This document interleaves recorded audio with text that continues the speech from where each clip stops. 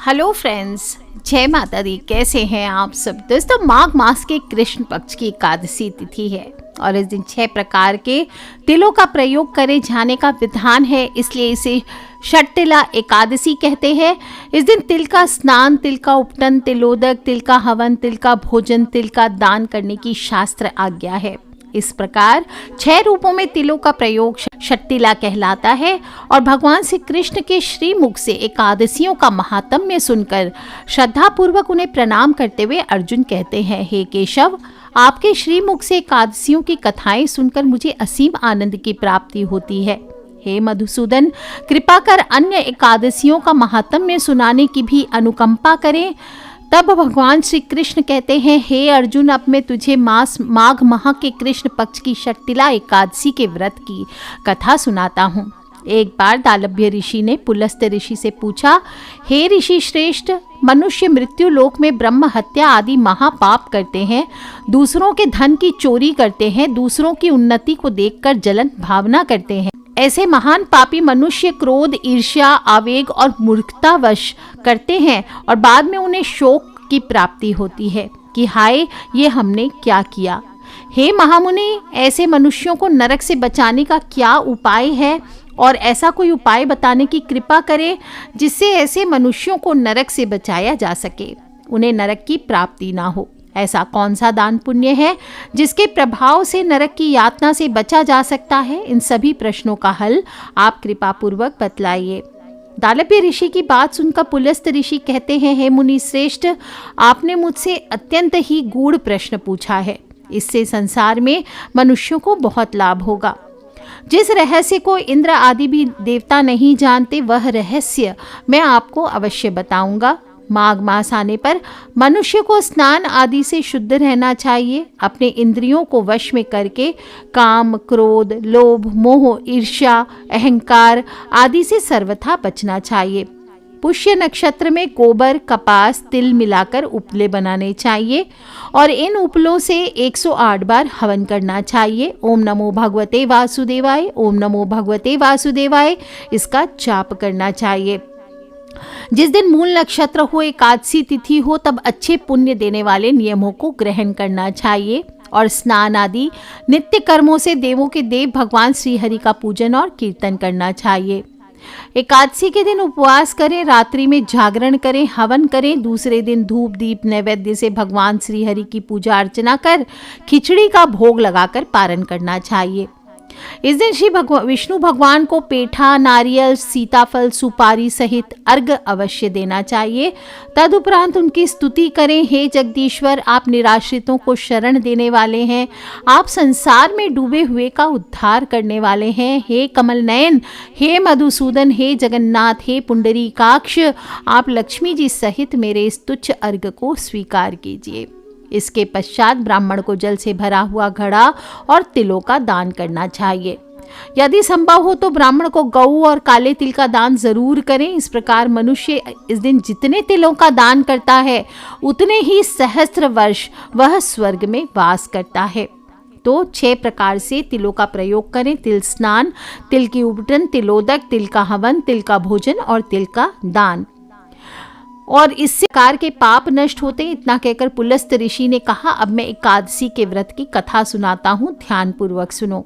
एक बार नारद मुनि ने भगवान श्री हरि से षटतिला एकादशी का महात्म्य पूछा तो वे बोले, हे प्रभु, आप मेरा प्रणाम स्वीकार करें और षटतिला एकादशी के उपवास का क्या पुण्य है, उसकी क्या कथा है, कृपा करके मुझसे कहिए। नारद मुनि की प्रार्थना सुनकर भगवान श्री हरि ने कहा, हे नारद, मैं तुम्हें प्रत्यक्ष देखा सत्य वृत्तांत सुनाता हूँ, ध्यान पूर्वक श्रवण करो। बहुत पहले मृत्यु लोक में एक ब्राह्मणी रहा करती थी, सदा व्रत उपवास किया करती थी और एक बार वह 1 मास तक उपवास करती रही, जिससे उसका शरीर बहुत कमजोर हो गया। वह अत्यंत ही बुद्धिमान थी। फिर उसने कभी भी देवताओं हो, ब्राह्मणों हो, उनके निमित्त अन्न आदि का लेकिन दान नहीं किया। मैंने चिंतन किया कि इस ब्राह्मणी ने उपवास आदि से अपना शरीर तो पवित्र कर लिया है, इसको बैकुंठ की प्राप्ति भी हो जाएगी, किंतु इसने कभी अन्न का दान नहीं किया और अन्न के बिना जीव की तृप्ति होना कठिन है। ऐसा चिंतन कर मैं मृत्यु लोक में गया और उस ब्राह्मणी से अन्न की भिक्षा मांगी। उस पर उस ब्राह्मणी ने कहा, हे योगी राज, आप यहाँ किस लिए पधारे हैं? मैंने कहा मुझे भिक्षा चाहिए। इस पर उसने मुझे एक मिट्टी का पिंड दे दिया। मैं उस पिंड को लेकर स्वर्ग लौट आया। कुछ समय व्यतीत होने पर वह ब्राह्मणी मर गई, शरीर त्याग कर स्वर्ग चली गई और मिट्टी के पिंड के प्रभाव से उसे एक जगह आम का वृक्ष सहित घर मिला, किंतु उसने उस घर को अन्य वस्तुओं से खाली पाया। वह घबराई हुई दौड़ती हुई मेरे पास आई, बोली, हे प्रभु, मैंने अनेक व्रत किए, पूजन किया, किंतु मेरा घर वस्तुओं से खाली है, इसका कारण क्या है?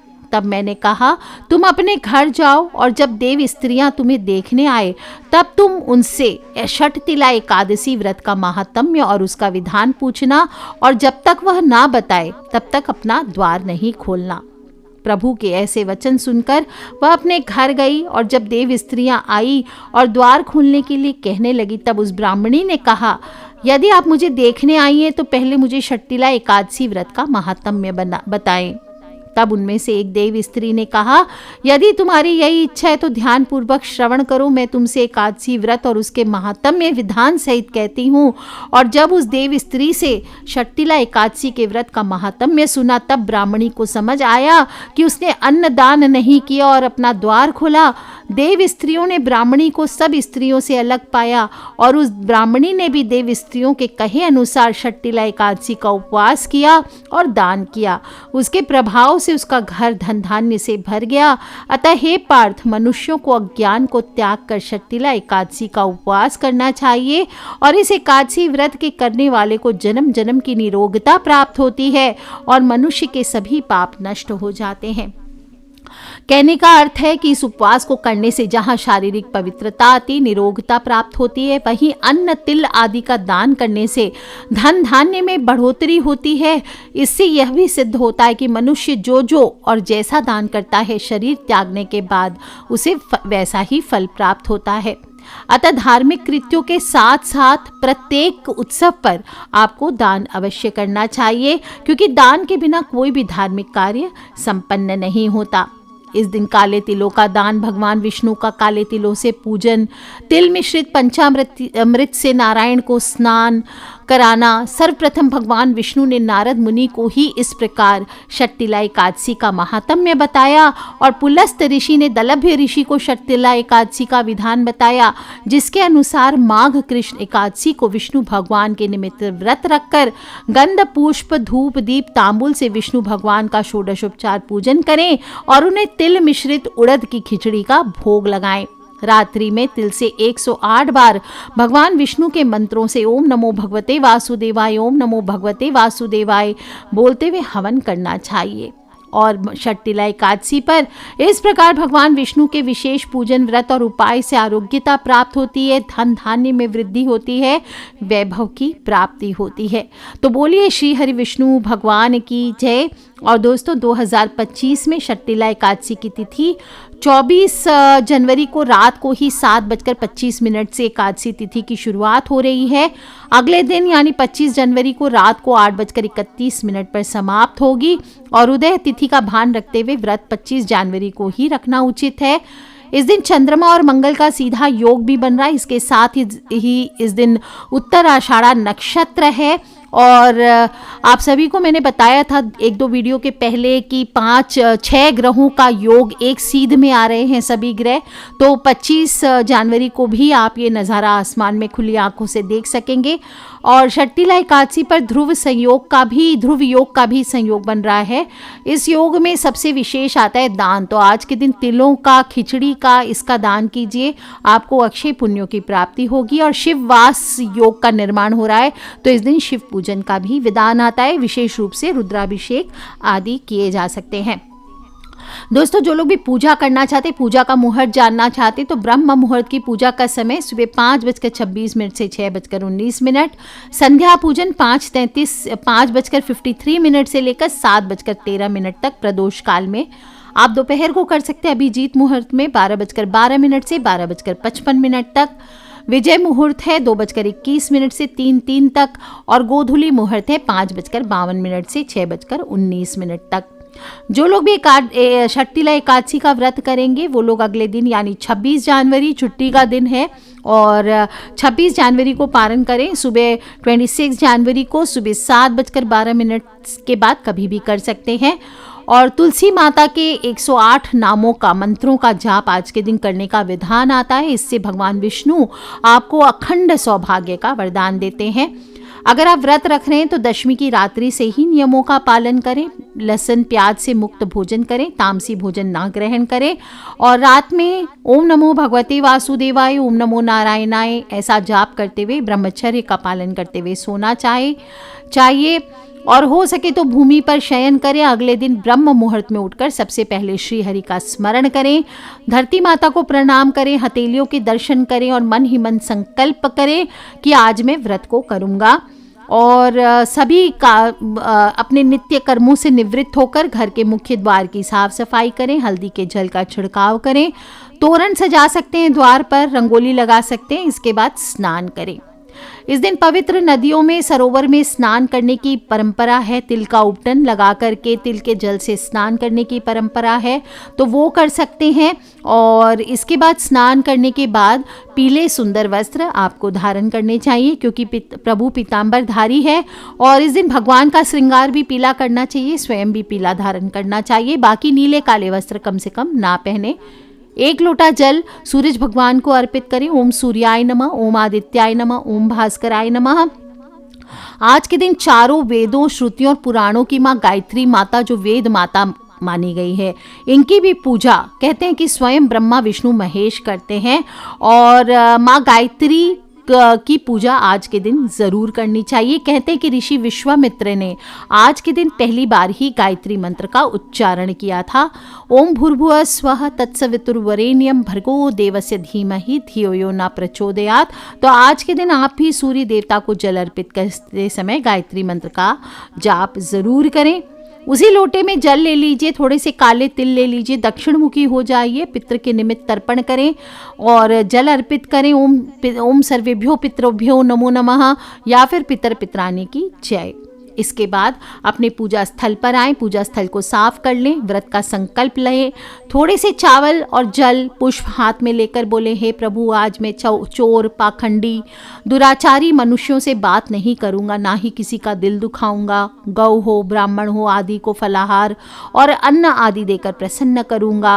रात्रि को जागरण कर कीर्तन करूंगा। ओम नमो भगवते वासुदेवाय इस 12 अक्षर मंत्र या फिर जो गुरु मंत्र है उसका जाप करूंगा। राम, कृष्ण, नारायण इत्यादि विष्णु सहस्त्र नाम को कंठ का भूषण बनाऊंगा। ऐसी प्रतिज्ञा करके श्री विष्णु भगवान का स्मरण करें। बोले, हे त्रिलोकीनाथ, मेरी लाज आपके हाथ, मुझे इस संकल्प को पूरा करने की शक्ति प्रदान करें। इसके बाद उस जल को वहीं छोड़ दीजिए और पूजा की तैयारी करें। दोस्तों, षट्टिला एकादशी में मौन हो, जप हो, शास्त्र पठन हो, कीर्तन हो, रात्रि जागरण हो, ये सभी विशेष लाभ पहुंचाते हैं और ये व्रत दोनों नर और नारी दोनों को करने चाहिए। इस दिन निर्जल व्रत करते हुए शेषशायी रूप में भगवान विष्णु की आराधना करें।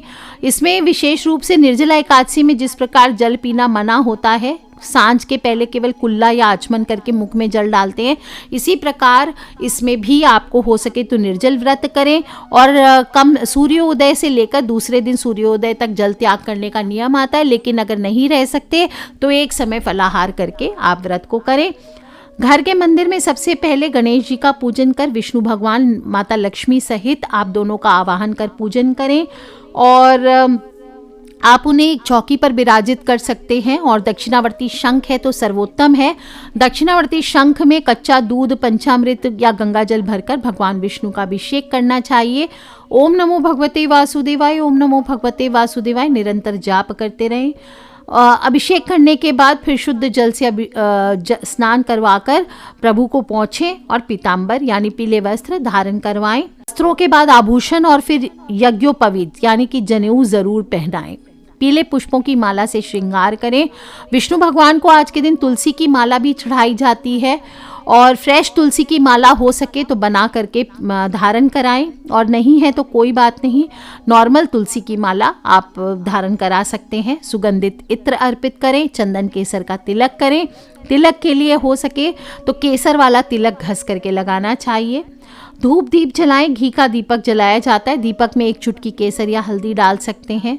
भगवान को पीली चीज़ों का भोग लगाएं, नैवेद्य अर्पित करें। केला, आम, खरबूजा आदि पीले फल चढ़ा सकते हैं। और तुलसी दल, जो भी भोग आप रखेंगे उसमें तुलसी दल अवश्य अर्पित करें। काले तिल विशेष रूप से अर्पित किए जाते, काले तिल की खिचड़ी का भी भोग लगाया जाता है, लेकिन ध्यान रखें ये भोग आपको खाना नहीं है, ये किसी को दान कर दिया जा सकता है। विष्णु सहस्त्र नाम गीता जी का पाठ करें। ओम नमो भगवते वासुदेवाय का 108 तुलसी की माला से, चंदन की माला से जाप करें। और लास्ट में कथा सुने। जो कथा मैंने ऊपर सुनाई है वो अवश्य सुननी चाहिए, और आरती करें। भूल चूक के लिए क्षमा याचना करें, और तिलों का प्रयोग ज़रूर करें। और हो सके तो 2 रुपये का एक सिक्का ले लीजिए, 1, 2, 5 जो भी आपके पास है, और पूजा स्थल पर इसको आज के दिन हाथ में ले करके 27 बार आपको ओम श्रीम ह्रीम श्रीम कमले कमलालय प्रसिद्ध प्रसिद्ध श्रीम ह्रीम श्रीम ओम महालक्ष्मी नमः, इस मंत्र को बोलना है। इसके बाद उस कॉइन को वहीं अर्पित कर दीजिए लक्ष्मी माता भगवान विष्णु के सामने। और इसके बाद अगले दिन सुबह जब आपकी सारी पूजा कंप्लीट हो जाए, वैसे आप चाहें तो अगर आपकी कोई इच्छा हो तो वो भी बोल सकते हैं, कोई दुख दर्द नहीं बोलना है आपको, सिर्फ अपनी मनोकामना कुछ है तो वो बोलनी है। और उसके बाद वो सिक्का वहीं पर रहने दीजिए, और अगले दिन सुबह उस सिक्के को उठाकर आप अपने पर्स में, अपनी तिजोरी में अगली एकादशी तक रख सकते हैं। और अगर चाहें तो अगली एकादशी पर फिर से ये उपाय करें, या पर्स में इसी सिक्के को रहने दें। आप देखेंगे माता लक्ष्मी की कृपा आप पर जरूर बनी रहेगी।